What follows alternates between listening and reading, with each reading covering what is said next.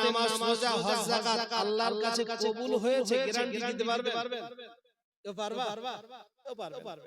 কারোর ক্ষমতা নেই এই কথা বলা। তবে আল্লাহ যদি কবুল করে আলহামদুলিল্লাহ, সেখানে কোনো কথা নেই। এখন রাসূলুল্লাহ বলছে, ও সাহাবারা শোনো, তোমার নামাজ তোমার দুনিয়ায়, তোমার রোজা তোমার দুনিয়ায়, তোমার হজ তোমার দুনিয়ায়, তোমার যাকাত তোমার দুনিয়ায়। মানুষ মরে গেলে কিন্তু আর নামাজ পড়তে পারে না। পারে? মানুষ মরে গেলে আর হজ করতে পারে না। এক কথায় যত ইবাদত বন্দেগী সব দুনিয়াতে হবে, মরে যাওয়ার পরে আর হবে না। রাসূলুল্লাহ বললেন, ও সাহাবারা, এখন তুমি যে 30 বছর ধরে নামাজ পড়ছো, তোমার নামাজটা মনে করো কবুল হয়নি, খারাপটা আপনাদেরকে বোঝাচ্ছি, খারাপ। আরে কবুল যদি আল্লাহ করে, আমি মনে করার কেডা? কথা বলো, আমি মনে করার কেডা? কবুল না হোক আমি মনের কেডা? আল্লাহ যদি কবুল করে আলহামদুলিল্লাহ, সেখানে কোনো কথা নেই। এখন আপনি খারাপ দিকটা ধরেন, মনে করেন কবুল হয়। এখন আপনি 30 বছর নামাজ পড়েছেন, 3-4 বার হজ করেছেন, দান করেছেন, সমাজের অনেক কাজ করেছেন, রোজা করেছেন, যাকাত দিয়েছেন, কোনো কিছুটাই কবুল হয়নি। এখন কবুল যদি না হয়, তাহলে আপনার কবরে ধরা পড়তে হবে না? আল্লাহ সাহাবারা নবী চাঁদ মুখের দিকে তাকিয়ে ঝরঝর কাঁদছেন, চোখের পানি ফেলছেন।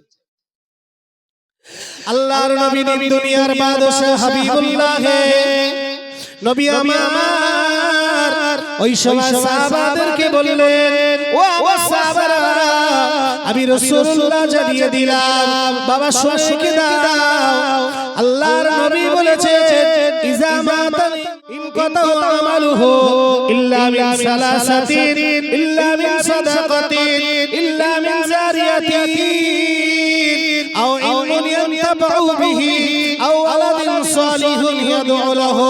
আল্লাহর নবী বলেন, ও সাহাবারা শুনে দাও, আমি নবী বলে দিলাম, মানুষ যখন মারা যায় তার সমস্ত আমল বন্ধ হয়ে যায়।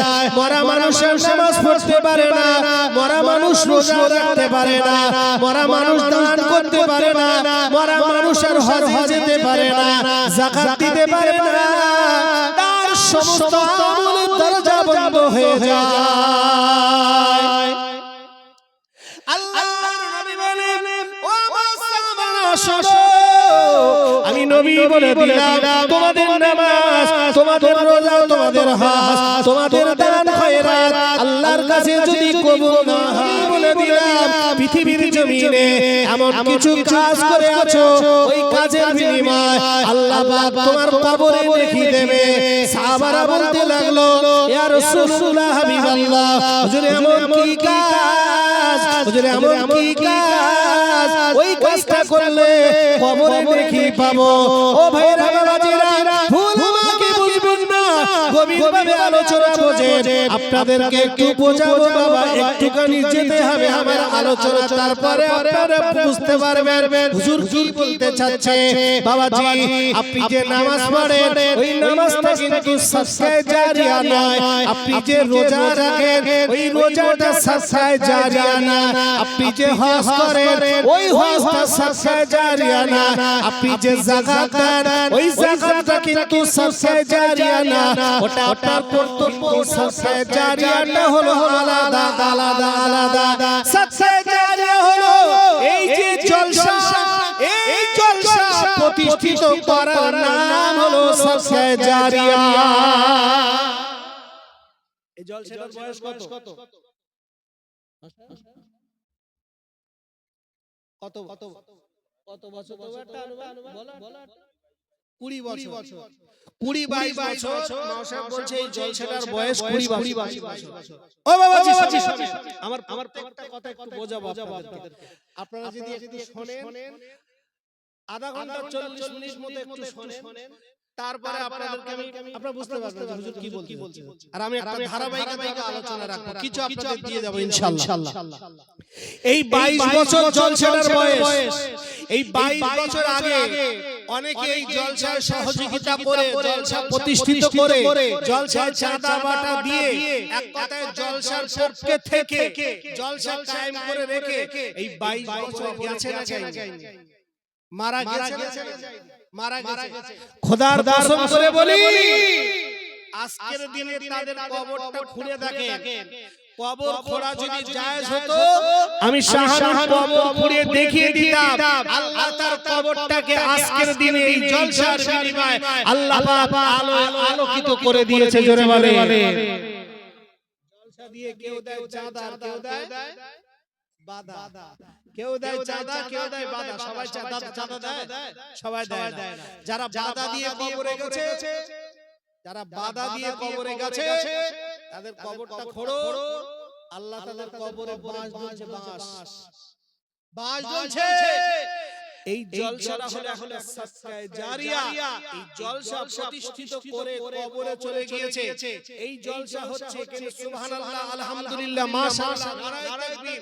এখানে আমাদের যতটুকু নেকি হবে, আমাদের নেকি থেকে একটা নেকি পার্সেন্ট করে, কিছু নেকি আলাদা করে ওই কবরবাসী যারা এই জলসাটা কায়েম করে রেখে কবরে চলে গেছে, আল্লাহ তাদের কবরে নেকি পৌঁছে দিচ্ছে। জোরে জোরে বলে, এটা হলো জারিয়া। তার নামাজটা যদি কবুল না হয়, এইটার বিনিময়ে আল্লাহ কবরে নেকি দেখছে। জোরে বলে, ভাইরা জওয়ানেরা, তরুণেরা, যুবকেরা, ও সোনামণিকেরা, আল্লাহ নবী সাহাবারা আল্লাহ নবীকে বলতে লাগলো, ইয়া রাসূলুল্লাহ, হাবিবাল্লাহ, কি এমন কাজ করলে কবরে আমরা নেকি পাবো?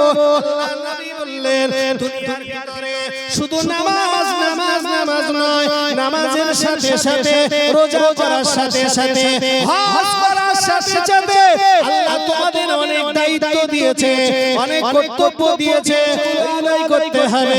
সাহাবারা বলতে লাগলো, নবী গো, একটুখানি আমাদেরকে বলুন।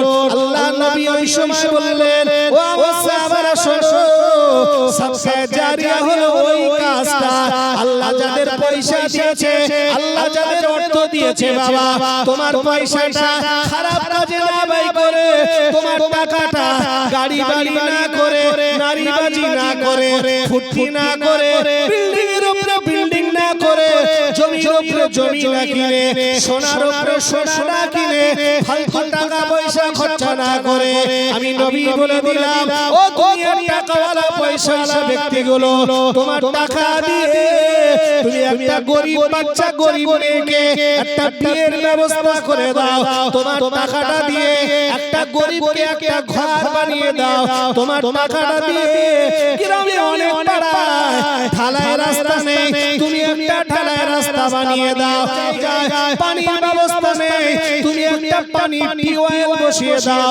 গ্রামে অনেক জায়গায় পুকুর নেই, তুমি তোমার টাকা দিয়ে একটা পুকুর করে দাও। অনেক গ্রামে মাদ্রাসা নেই, তোমার টাকা দিয়ে একটা মাদ্রাসা বানিয়ে দাও। অনেক গ্রামে মসজিদ নেই, তোমার টাকা দিয়ে একটা মসজিদ বানিয়ে দাও।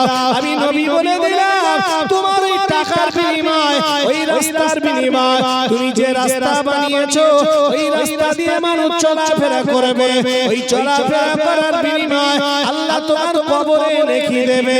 তুমি যে টিউবওয়েল বসিয়ে দিয়েছো, ওই টিউবওয়েলের পানি আল্লাহর যতগুলো বান্দা বান্দি খাবে, ওই পানি খাবার বিনিময় আল্লাহ তোমার কবরে নেকি দেবে।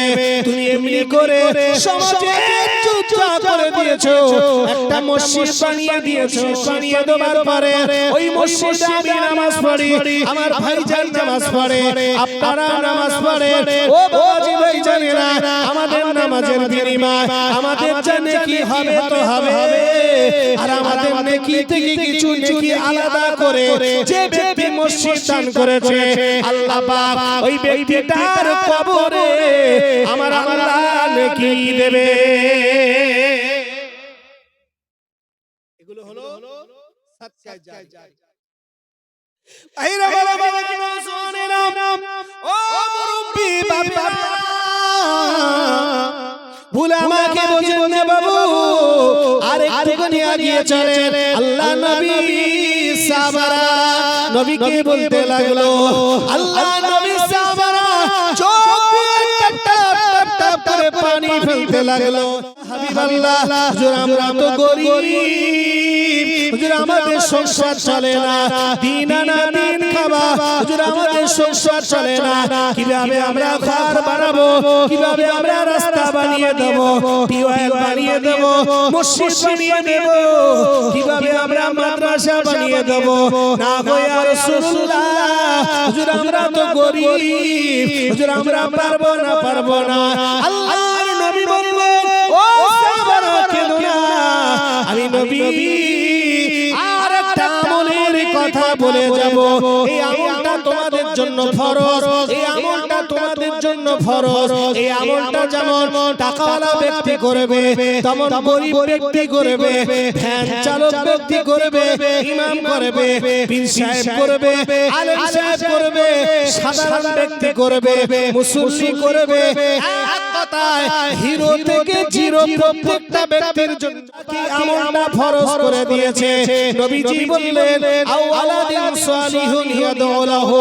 ও বাবাজির আমার জানেরা, আল্লাহর নবী বললেন, ও সাহাবারা, আল্লাহ তোমাদের সন্তান দিয়েছে, কারো বা দুটো ছেলে, কারো বা তিনটে ছেলে, কারো বা দুটো মেয়ে, কারো বা একটা মেয়ে, কারো বা একটা ছেলে একটা মেয়ে।